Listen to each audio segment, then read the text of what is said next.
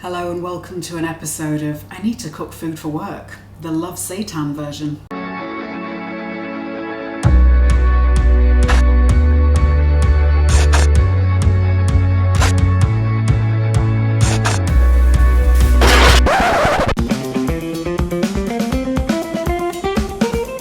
So this company sent me a huge box of their products. I've got lots of these amazing sausage type things, some seitan bites covered in breadcrumbs, burgers and fake bacon. And I'm going to use their chicken flavour seitan today.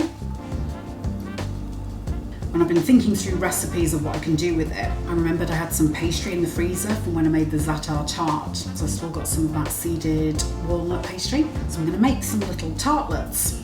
So I had like 196 grams of pastry left and I didn't quite have enough to fit in a case, like one large one. And then remembered that I had these little dishes. So I thought, I'll do some little individual ones, which will look quite cute. I rolled out the pastry and then tucked it into these tins. And I'm hoping that there's enough fat in the mixture that I don't need to grease the tin or line it or anything. And then I've pricked lots of little holes all over the bottom just to help steam escape. I now need to blind bake the cases because if I put wet stuff on wet pastry, it's just going to turn into mush. So we need a nice crispy base to start with. So I've cut some squares of greaseproof paper, crumpled it to make it easier to fit into the case. And then I'm going to use baking beans. So that's just a mixture of there's barley, red lentils, mung beans and dried chickpeas, I think. Create a little bit of a bowl shape in there. And the cases have been in the fridge for about 20 minutes because you want it to be chilled so that it doesn't spread and melt too quickly. And try and pour these in without getting all over the kitchen floor. I'm going to stick these in the oven. It's been preheating at 160. While the cases are baking, we'll crack on with making the filling. So I've got 7 spring onions. None of this needs to be precise. I don't even know if all of this is going to fit. Trim off the end bits. That'll go in my freezer bag for stock. And I'm going to do roughly centimetre pieces. A couple centimetres. And you can easily adapt all of the ingredients here. Put whatever you like in. So this is just to give you a bit of ideas. I've got a handful of black olives that I'm going to chop up. I use Moroccan dry black olives, so they're kind of the wrinkly kind, but it just means I have to pit them. So I found just use the weight of the knife, move it around. Just don't put much force on the blade.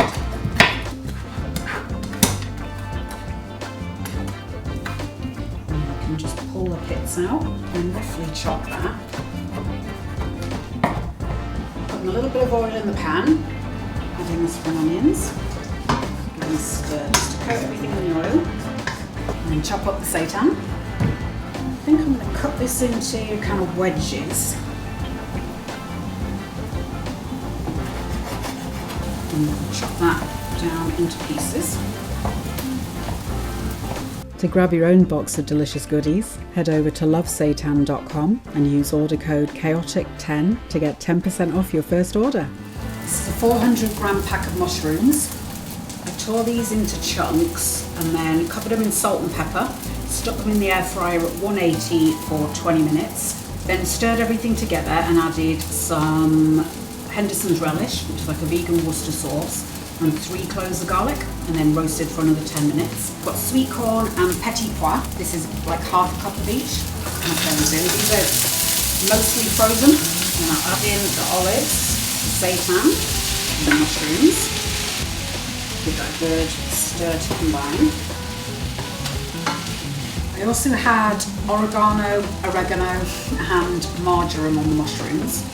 So I'm going to taste the flavour, see if it needs anything adding to it. I'll let that continue to fry off while I check the pastry. So I'm going to very carefully lift the beans out and rest them in that for a second. And can we do another 5 minutes?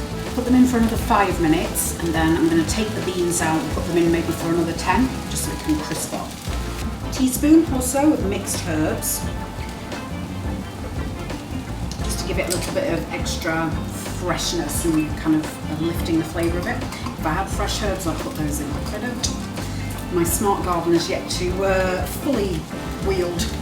I'm happy with this now, so I'm going to put it in a bowl and then set it outside to cool down. Pull the cases out. Yeah.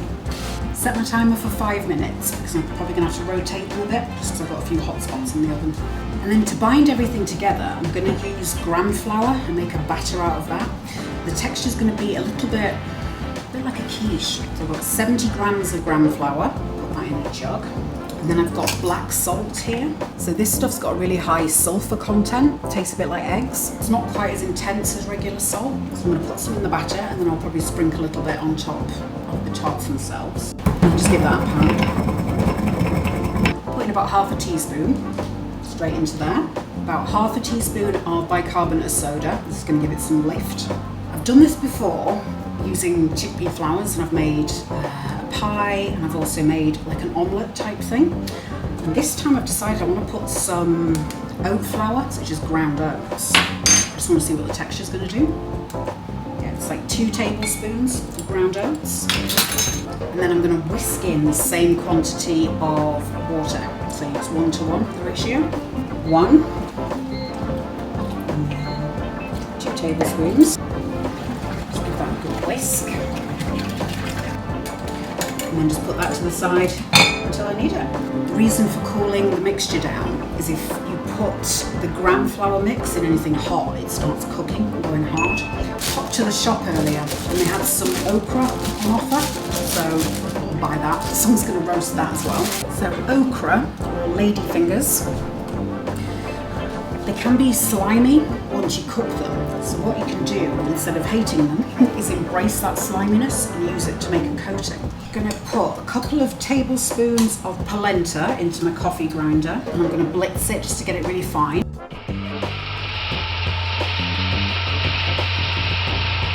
Chop the tops off. I think these things look so cool inside. About an inch or so. As ever, it doesn't need to be spot on, it doesn't need to be perfect. I've got some fresh rosemary here. Any herb would work. So I'm just going to pick the leaves off the main stem and then chop that nice and fine.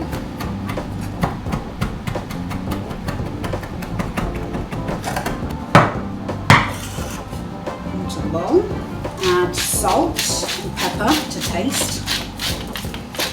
The okra is quite bland, I suppose, so you can up the salt quantity there if you want. And I'm also going to put in some garlic granules, garlic powder, so maybe half a teaspoon. And I'll tip the ground polenta over, give everything a good mixing together.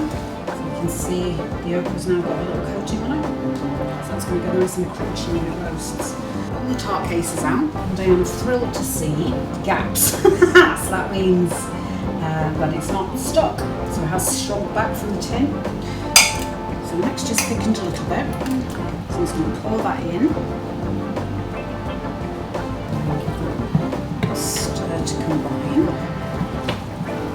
I've never done it this way before, so I'm hoping that's going to be enough mixture to grip everything together. And then blob the filling in.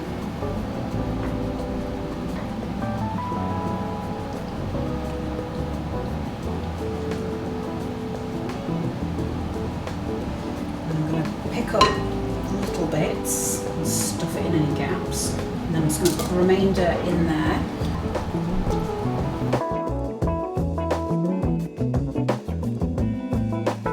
I'm just going to mix the okra one more time,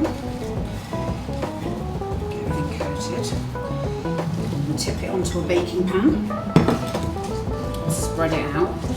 You want it kind of a single layer if you can. Normally when I do this, it's in a much hotter oven, so I don't know if this is going to backfire spectacularly, but we'll see. Stick it in the bottom and then I'm going to crank the heat up once the pies are out. So I'll set the timer for 20 minutes. Decided I want to make a tomato chutney, salsa sauce type thing to go with the tart. So I'm just going to grate a couple of red onions. I've got some oil heating in the pan, half a teaspoon of fennel, half a teaspoon of caraway, half a teaspoon of cumin,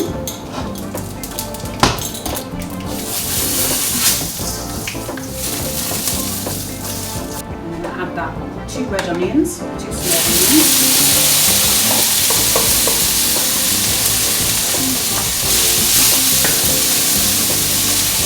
And I'm roughly chopping 2 chilies.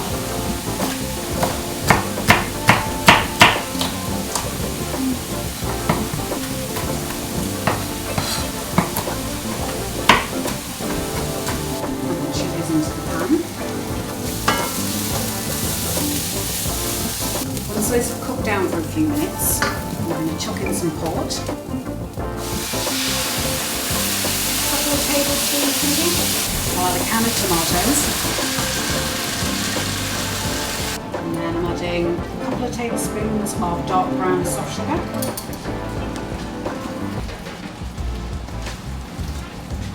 Needs a touch of acid, so I'm just going to pop in about a 1/4 teaspoon of balsamic vinegar. I'm going to add a touch of ground mace to this. And this is what grows around a nutmeg. So it's got a kind of nutmeg flavour, but it's a bit sharper, a bit more gingery almost. So, you know, a little pinch. And then a bit of cayenne pepper, just to boost up the chilli. Turn the heat off under the tomatoes, but I'll leave it on the hot stove. You can just cook out a little bit more. And I'll check one of the tarts, see how we're looking. I'm going to stick a probe in and just see if that comes out cleanly. Which it does. So now I'm going to pull them out and let them cool down on a rack. Just give the okra a stir through. And I'm going to put that on the upper shelf. And crack that up to 200 degrees. As I mentioned, they've also sent me fake bacon. So I think I'm going to wrap it around some asparagus spears. I think that's going to be a delicious little side. 10 here, so I'll do 2 bunches of 5. I've got more spring onions. I'll do 1 fat one. I'm going to do that in the middle. Cut the spring onion in half, took the 2 ends off, and we'll do them in long strips.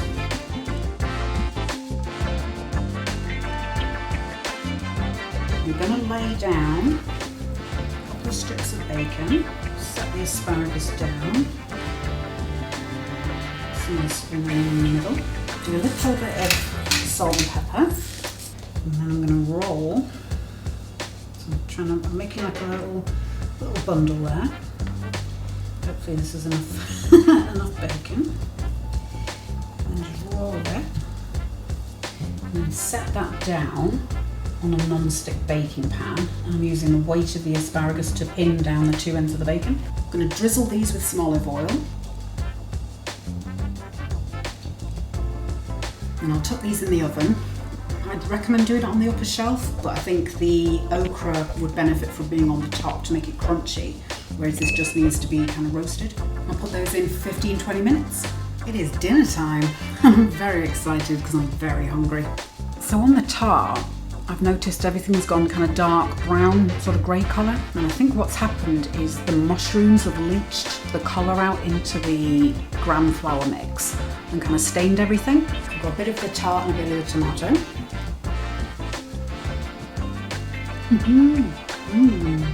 That worked really well. Surprisingly well. For a bit of pastry that I had half considered chucking out. I'm really glad that I stuffed it in a freezer like the good little hoarder that I am. That's amazing. I think the quantity of chickpea flour was perfect for me. If you want it a bit more quiche, then just have more and less of the other bits and pieces. But the pastry is crisp and crunchy, very fine and thin. Then you've got lots of different textures in there from the peas and sweet corn and the spring onions. And then the seitan gives it that nice meaty chew between your back teeth. And the okra's come out very crisp. No, not slimy at all. But the flavour's there. If I'd have had parmesan, I would have just done a couple of shavings over the top of it. I think that would have been really good on top of the asparagus and bacon.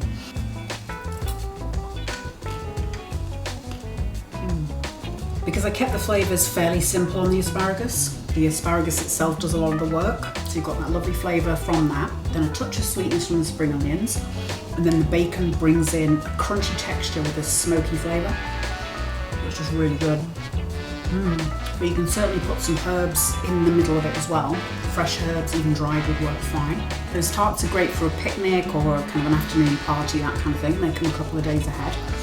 And then once they're cool, they're going to really hold their shape. For more ideas on how to get the most out of your meat substitutes, hit subscribe and tap the bell icon, and I'll guide your hand through it.